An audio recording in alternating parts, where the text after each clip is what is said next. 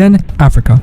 A few weeks ago, I made a video about the unrecognized country of Ambazonia in Cameroon. It did very well, so I decided to make another video, this one, where I explore another self-proclaimed nation in Africa, one in fact that borders Amazonia itself, the country of Biafra.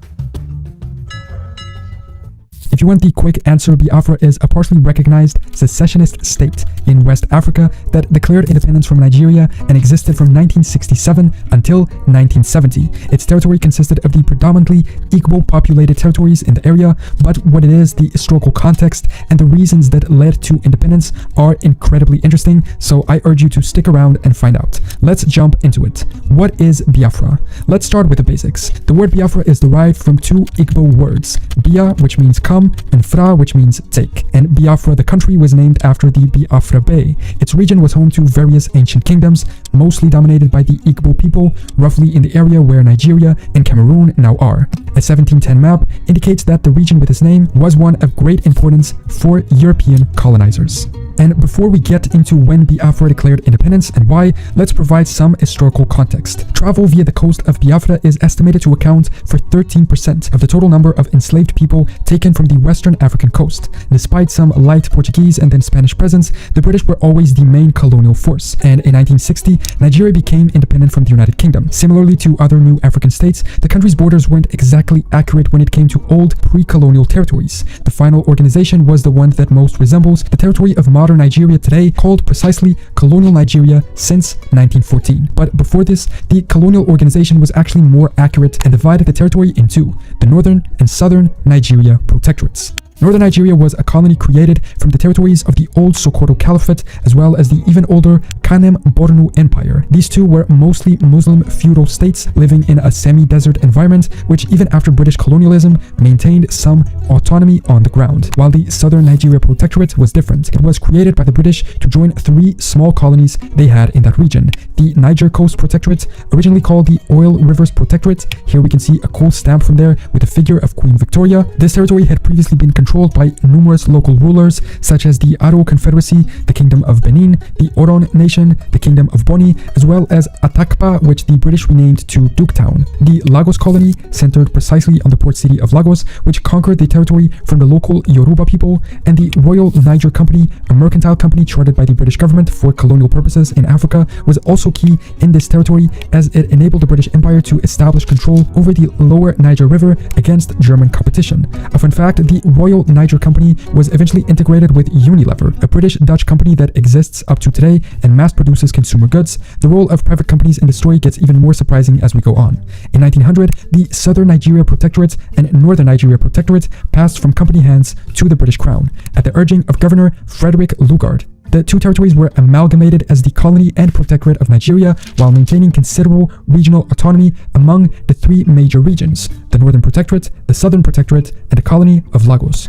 So now that we have that historical context, we can understand why the people of Biafra are arguably different from the rest of Nigeria. The British amalgamation of different ethnic and religious groups into one federation created internal tensions which persist in Nigeria up to today. Like I mentioned, the north was mostly Muslim and feudal upon colonization, while the south was animalistic, more tribal, with many of its people then converting to Christianity, both due to the British presence, but also in great deal because of Portuguese missionaries who accompanied traders and officials to the West African coast in order to spread Roman Catholicism. They had done this in the Kingdom of Benin, also known as the Edo Empire, even before the British had established full colonial control. Not only was there this key religious difference between people of the south and the north, but also their culture as African civilizations was different. In the south, there were people of the Igbo culture, as well as the Yoruba, the Edo, the Ibibio, and the Ijao. In the north, the Yoruba were partially present, but none of the other ones were. Instead, there were people of Hausa, Arabic, Fula, and Kanuri cultures. Save some native empires, these people were always ruled separately, some in the north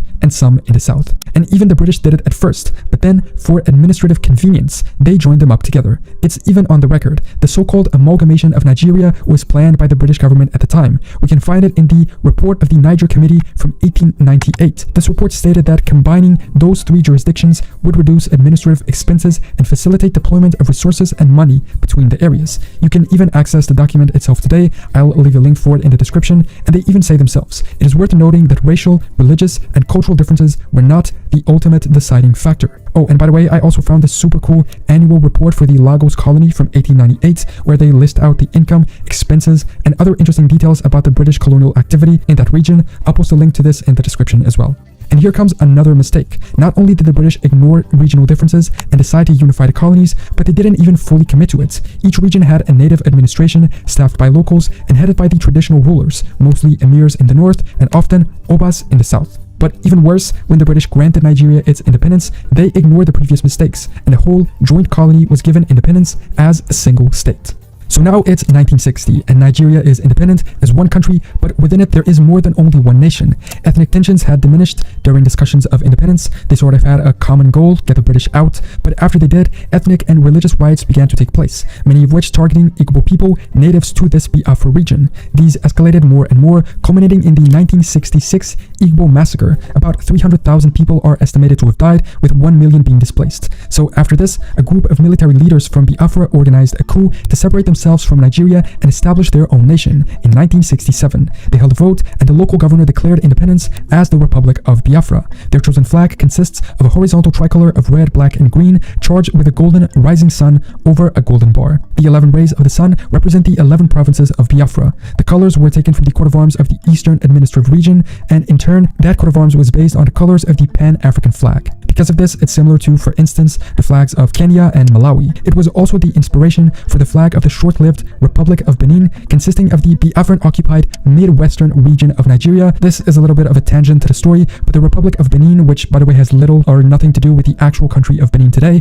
was another territory of Nigeria which Biafran separatists occupied. It wanted to remain neutral in the conflict, but Biafra was scared that the non-Igbo population would side against them, and so they established a puppet state there, naming it after the region's capital, Benin City, and using a very similar flag to the one they used in Biafra. This strategy backfired though, and the Biafran occupation of this region turned residents against the secessionist cause and was even used by the Nigerian government as supposed justification to escalate the war against Biafra. But let's get back to the main story. What happened after the Declaration of Independence? Nigeria obviously didn't like or accept this, and so they declared war and invaded the separatist region. The Biafrans weren't alone though. They were formally recognized as a sovereign state by Gabon, Haiti, Ivory Coast, Tanzania, and Zambia. This is an odd example. Usually these secessionist states are recognized by no one, and many other nations provided military or diplomatic support. Portugal, France, Spain, Israel, Rhodesia, Norway, South Africa, and the Vatican, as well as non-state actors such as Médecins Sans Frontières and some Catholic institutions. In fact, it seems the widely useful and well-known Médecins Sans Frontières was actually created because of the conflict in Biafra. Some countries were also more active than others in their support. Portugal, for instance, provided weapons and munitions, as well as medicine and food, which were airlifted from São Tomé e Príncipe. The new country's currency was even printed in Portugal in their national mint. It's odd how the regime supported an independence movement in Africa, but at the same time repressed independence movements in their own African colonies. France's role was also key. There are some reports of French oil company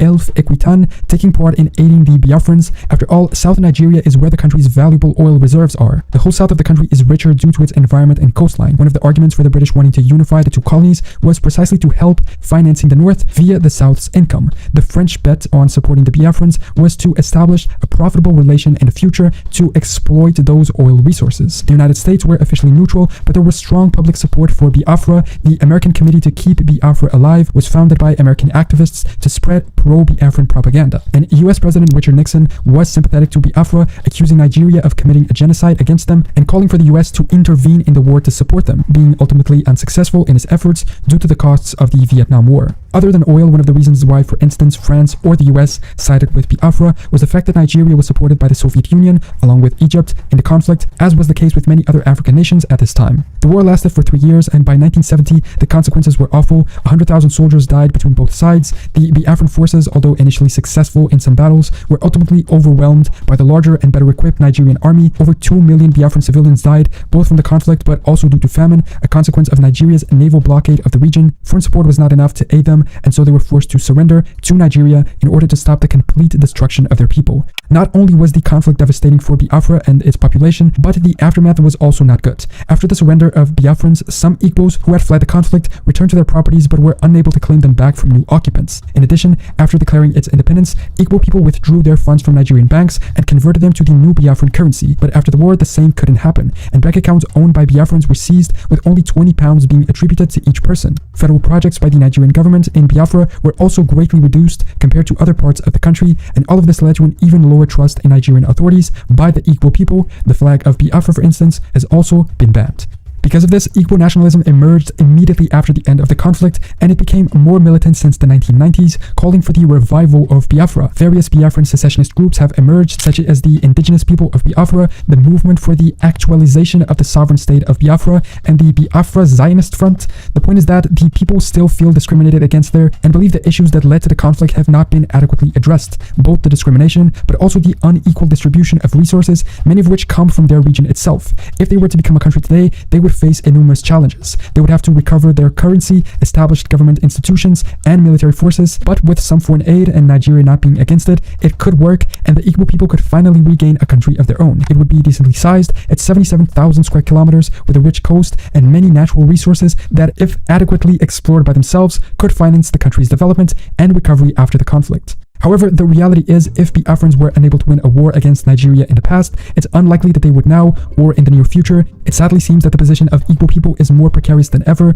If independence is out of the question, then another solution must be found. So the key to resolving this issue would likely be addressing the underlying grievances of the people in what is now known not as Biafra anymore, but southeastern Nigeria, and finding a way to create a more equitable and just society. This will require a commitment from both the Nigerian government and the secessionist groups to engage in meaningful dialogue and find a peaceful and sustainable solution. So, that is a brief overview of another temporary country in Africa that a lot of people don't know about, Biafra. How the region was initially ruled by the natives through various kingdoms and empires, then being captured by the British and one of its chartered colonial companies, being part of the protectorate of southern Nigeria, and eventually being unified with northern Nigeria by the British due to administrative convenience, but ignoring the key differences between the two regions, most of all, religion. Upon independence, the mistake in these artificial European-made borders was kept, and Nigeria as a whole was granted independence, ignoring the different people of these nations. The persecution of the Igbo people led to their declaration of independence, sparking a terrible internal conflict with Nigeria that led to even more destruction for them